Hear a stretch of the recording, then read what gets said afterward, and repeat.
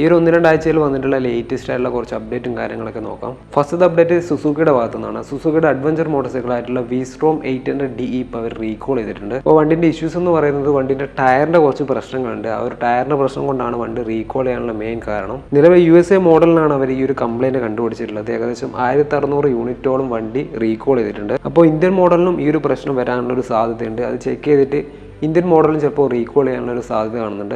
രണ്ടാമത്തെ update Harley ഡേവിഡ്സന്റെ ഭാഗത്തു നിന്നാണ്. ഹാർലി ഡേവിഡ്സന്റെ X440ന്റെ പ്രൈസ് അവരിപ്പം കുറച്ചിട്ടുണ്ട്.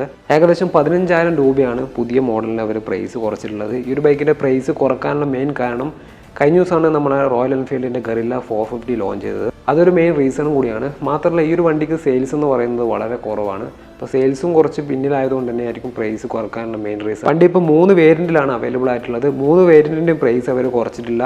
ഇപ്പോൾ നമ്മൾ സെൻട്രൽ നിൽക്കുന്ന മോഡലിൻ്റെ പ്രൈസ് മാത്രമാണ് കുറച്ചിട്ടുള്ളത്. ബാക്കിയൊക്കെ സെയിം റേറ്റ് ആണ്. ഇപ്പോഴത്തെ എക്സ്ഷോറൂം പ്രൈസ് 2,45,000 രൂപയാണ്. മൂന്നാമത്തെ അപ്ഡേറ്റ് ഹീറോ മോട്ടോകോപ്പിൻ്റെ ഭാഗത്തു നിന്നാണ്. ഹീറോൻ്റെ എക്സ്ട്രീം 160R പുതിയ മോഡൽ അവർ ഇന്ത്യയിലേക്ക് ലോഞ്ച് ചെയ്തിട്ടുണ്ട്. ഇന്ത്യയിലെ തന്നെ മികച്ച 160cc ബൈക്കിൽ ഒന്നാണ് ഹീറോൻ്റെ എക്സ്ട്രീം 160R. ഈ ഒരു ബൈക്കിന് സെയിൽസ് എന്ന് പറയുന്നത് വളരെ കുറവാണ്. പക്ഷേ അത്യാവശ്യം നല്ലൊരു പെർഫോമൻസ് ഓറിയൻറ്റഡ് ആയിട്ടുള്ള ഒരു 160 ബൈക്കും കൂടിയാണ്. പുതിയ മോഡലിലേക്ക് വരുമ്പോൾ വണ്ടിക്ക് എന്തൊക്കെ ചേഞ്ചസ് ആണ് വന്നിട്ടുള്ളത് നോക്കാം. ഫസ്റ്റത്തെ മാറ്റം വണ്ടിയുടെ കളേഴ്സിലാണ്. ഇപ്പോൾ ഒരു ബ്രൗൺ നിറത്തിലുള്ള ഒരു കളേഴ്സാണ് വണ്ടിക്ക് അവർ കൊടുത്തിട്ടുള്ളത്. രണ്ടാമത്തെ മാറ്റം വണ്ടി സിംഗിൾ പീസ് സീറ്റിലാണ് വരുന്നത്. പിന്നെ വണ്ടിയുടെ ടെയിൽ സെക്ഷനിലൊക്കെ ചെറിയ മാറ്റങ്ങൾ കാണാൻ പറ്റുന്നുണ്ട്. അപ്പോൾ സൂക്ഷിച്ച് നോക്കിയാൽ തരും, പെട്ടെന്ന് മനസ്സിലായില്ലെങ്കിലും ടെയിൽ സെക്ഷൻ്റെ ആ ഒരു സൈഡിലെ ഡിസൈനിലൊക്കെ ചെറിയ മാറ്റങ്ങൾ കാണുന്നുണ്ട്.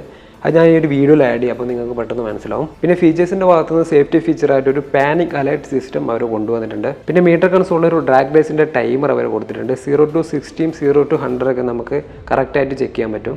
അടുത്ത മാറ്റം എന്ന് പറയുന്നത് ഈ ഒരു ബൈക്കിൽ വന്നിട്ടുള്ള ഏറ്റവും നല്ലൊരു അപ്ഡേറ്റ് ആണ്. വണ്ടിക്ക് ഇപ്പം ഡുവൽ ചാനൽ ABS അവർ കൊടുത്തിട്ടുണ്ട്. പഴയ മോഡലിന് സിംഗിൾ ചാനൽ ABS മാത്രമാണ്. ഇപ്പം ഡുവൽ ചാനൽ ABS വന്നുകൊണ്ട് തന്നെ ബ്രേക്കിങ്ങിൻ്റെ ക്വാളിറ്റിയൊക്കെ എന്തായാലും ഇമ്പ്രൂവ് ആവും. ഈ ഒരു സെഗ്മെൻറ്റിൽ അത്യാവശ്യം നല്ല ഫീച്ചേഴ്സും കാര്യങ്ങളൊക്കെ വണ്ടിക്ക് ഇപ്പം ഓൾറെഡി വന്നു കഴിഞ്ഞു. ഡുവൽ ചാനൽ ABS ഇപ്പം അവർ ഓൾറെഡി കൊടുത്തു കഴിഞ്ഞു. പിന്നെ UST 4ക്കും ഓൾറെഡി വന്നതാണ്. KWBയുടെ UST 4ക്കാണ്. ബാക്കിൽ അഡ്ജസ്റ്റബിൾ മോണോ ഷോക്ക് വരുന്നുണ്ട്. വണ്ടീൻ്റെ എഞ്ചിൻ്റെ ഭാഗത്തുനിന്ന് വലിയ മാറ്റങ്ങളൊന്നും വന്നിട്ടില്ല. സെയിം എഞ്ചിനാണ്. 163cc single cylinder 4 stroke 4 valve oil cool എഞ്ചിനാണ്. 16.6 BS ഓഫ് പവറും 14.5 Nm ഓഫ് ടോർക്കും 5 സ്പീഡ് ഗിയർ ബോക്സ് ആണ്. ഈ ഒരു സെഗ്മെന്റിൽ തന്നെ ഏറ്റവും പവർ കൂടിയിട്ടുള്ള ബൈക്കാണെന്നാണ് ഹീറോ ക്ലെയിം ചെയ്തിട്ടുള്ളത്. 0 to 60, 0 to 100 ഒക്കെ പെട്ടെന്ന് അച്ചീവ് ചെയ്യാൻ പറ്റും. വണ്ടിയുടെ ഇപ്പോഴത്തെ പ്രൈസ് 1,38,500 രൂപയാണ് എക്സ്ഷോറൂം.